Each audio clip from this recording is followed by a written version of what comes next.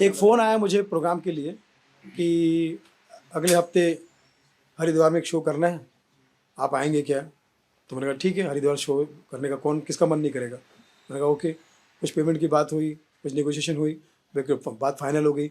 उन्होंने token amount भेजा, ticket भेजा, क्योंकि मैं एक दिन पहले दरभंगा में था, 2 दिसंबर की ये बात है। तो वहाँ पर मुझे दिल्ली में गाड़ी भेजी गई और उन्होंने कहा कि आपको पूरा पेमेंट हम यहीं कर देते हैं, आप एक काम करना, टोल नाका जो है दिल्ली का, वहाँ रुक जाना और वहाँ पेमेंट मिल जाएगा आपको। मैं रुका तो फिर बोले कि ये गाड़ी छोड़ दीजिए, दूसरी गाड़ी आएगी आपको और मैं आपको आगे मिलूँगा। तो हम दूसरी गाड़ी में बैठ के आगे बढ़ने लगे। आधा पौना घंटा गाड़ी चली, उसके बाद में गाड़ी कहीं सुनसान जगह पर रुकी, वहाँ से 2 लोग निकल के इधर एक आया, इधर एक आया, मेरे को मुँह पे पट्टा बांध दिया और उन्होंने जो बदतमीज़ी करनी शुरू कर दी कि तू किडनैप हो गया, फला हो गया।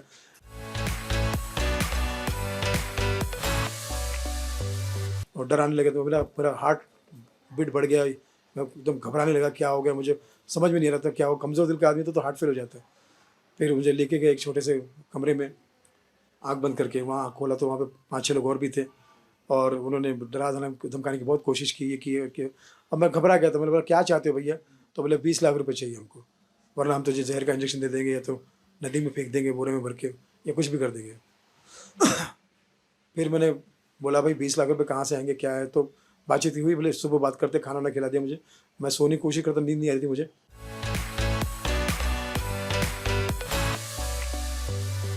दूसरे दिन सुबह आए, बोले एक काम कर 10 लाख ही दे दें और जा अपने बाल बच्चों के पास चला जा, ठीक है?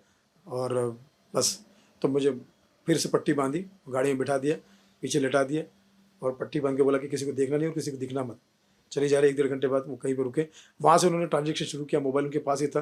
किस-किस को करोगे? तो मेरे दोस्तों का नाम बताता कि भैया श्रवण गुप्ता को करना है, आरिफ भाई को करना है, या अविराज को करना है, या योगेश सिंह को करना है।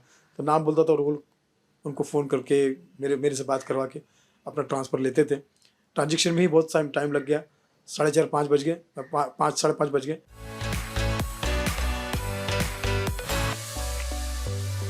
तब तक मेरी पत्नी को यहाँ पर किसी उसी दोस्त ने, श्रवण गुप्ता ने बताया कि भाभी कुछ गड़बड़ लग रहा है। उनको शक हुआ, वो पुलिस स्टेशन में गए और बात पुलिस में फैल गई। वहाँ से उनको फ़ोन आया पुलिस वालों का मेरे मोबाइल पे, तो वो बिचक गए और उन्होंने सोचा कि यार मामला बढ़ गया होगा। तो 10 लाख के बजाय 8 लाख में ही फिर उन्होंने मुझे छोड़ दिया।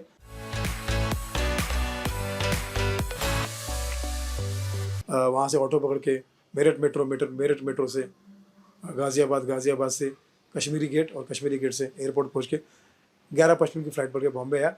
मुंबई पुलिस मेरे घर के आसपास ही थी, उन्होंने मेरा बयान लिखवाया और आज तक मेरे टच में है।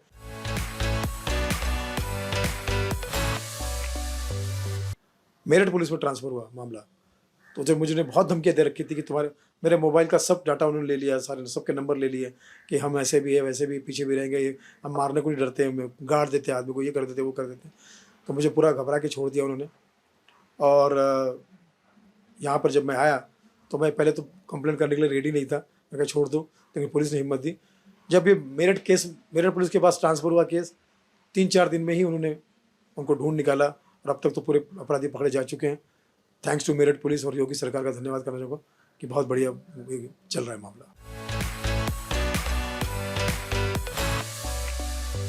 बिल्कुल 8 से 10 सेलिब्रिटी उनके इस शिकार हो चुके हैं, ऐसा मुझे लगता है। मुश्ताक खान साहब सामने आ गए, राजेश पुरी सामने आ गए, 1-2 लोग और भी सामने आएंगे अभी हो सकता है। और कुछ लोगों का टारगेट था उनका, शक्ति कपूर जी नेक्स्ट टारगेट थे उनके, और भी लोग। ये ऐसे कलाकारों को करते हैं जो प्रोग्रामों के लिए जाते हैं, अकेले ट्रैवलिंग करते हैं, ऐसे लोगों को पकड़ते हैं लोग। तो मेरे साथ भी यही हुआ। तो ये ऑर्गेनाइज्ड क्राइम है, लेकिन थैंक्स टू मेरठ पुलिस, उन्होंने इसका भांडा फोड़ दिया और अब सब अपराधी कानून की हिरासत में है। हालांकि बहुत सारी धमकियाँ उन्होंने दे रखी मुझे, लेकिन अब मैं सोचता हूँ कि अगर मेरे ऐसे कहने से और बोलने से अगर ये भांडा फूटता है और ये गुरु सामने आता है तो मुझे ऐसी हिम्मत दिखानी चाहिए, क्योंकि बहुत सारे हमारे कलाकार अकेले ट्रैवल करते हैं, लोगों के भरोसे ट्रैवल करते हैं। हम 25 साल से मैं अपने जीवन में इतना करियर में ट्रैवल कर रहा हूँ, कभी हमारे साथ ऐसा नहीं हुआ। और हरिद्वार के नाम पर मुझे बुलाकर इस तरह से मेरे साथ में किया, ये किसी और के साथ नहीं होना चाहिए। इसलिए आप मोबाइल में अपना ग्रुप बना लीजिए, 2-3 बाउंसर अपने साथ रखिए लोकल, थोड़ा बहुत पैसा खर्च कीजिए, क्योंकि जहाँ है तो जहाँ है।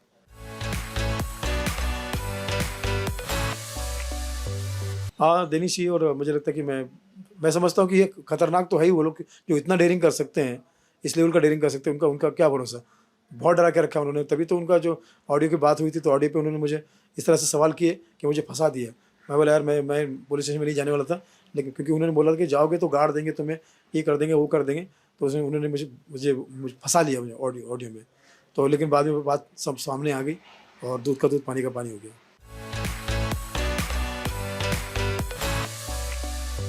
हाँ, लोग समझ रहे थे कि मेरी फ़िल्म जो आई है कॉफ़ी विद अलोन, उसका मैं प्रमोशन कर रहा हूँ। लेकिन कॉफ़ी विद अलोन तो 21 को आई और 22 को उतर गई, और ये काम हुआ है 2 तारीख को। 10 दिन के बाद मैं किसी के लिए प्रमोशन करूँगा? ना मेरी कोई फ़िल्म है थिएटर में, ना कुछ है। ये अपने वो ऐसे ही इल्ज़ाम लगा रहे हैं वो लोग अपनी तरफ से कि मैंने किडनैपिंग करा ली, अपनी करा ली बोल। लेकिन पुलिस के से कोई सच्चाई छुपती नहीं है, और थैंक्स टू मेरठ पुलिस, वो यूपी पुलिस उनका पूरा बयान ले रही है और ठीक से ख़्याल रख रही है।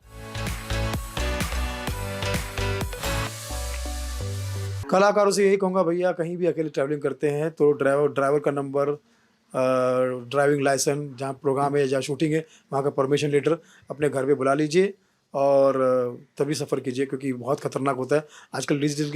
डिजिटल की दुनिया में पल भर में आप कहीं से कहीं भी पहुँचा दिए जाओगे, कोई भरोसा नहीं। तो आप पूरा सतर्क रहिए, मोबाइल पे अपना ग्रुप बनाइए फैमिली का, दोस्तों का, उसमें डालते रहिए बात।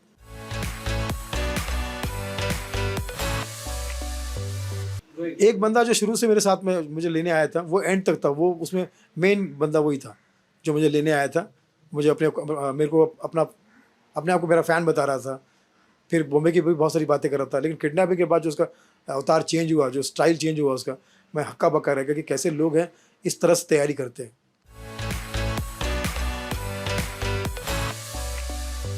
बिल्कुल, मैं कहता हूँ कि भैया अपना ध्यान रखिए। लड़के-लड़कियाँ कहीं भी बाहर जाते हैं प्रोग्राम के लिए, शूटिंग के लिए या किसी भी काम के लिए, ड्राइवर का ड्राइविंग लाइसेंस, ड्राइवर का फ़ोटो, गाड़ी का फ़ोटो और वहाँ के ऑर्गेनाइज़र का फ़ोटो, और सबका पूरा ज्ञान दे दीजिए घरवालों को, ताकि आपकी जान खतरे में ना रहे।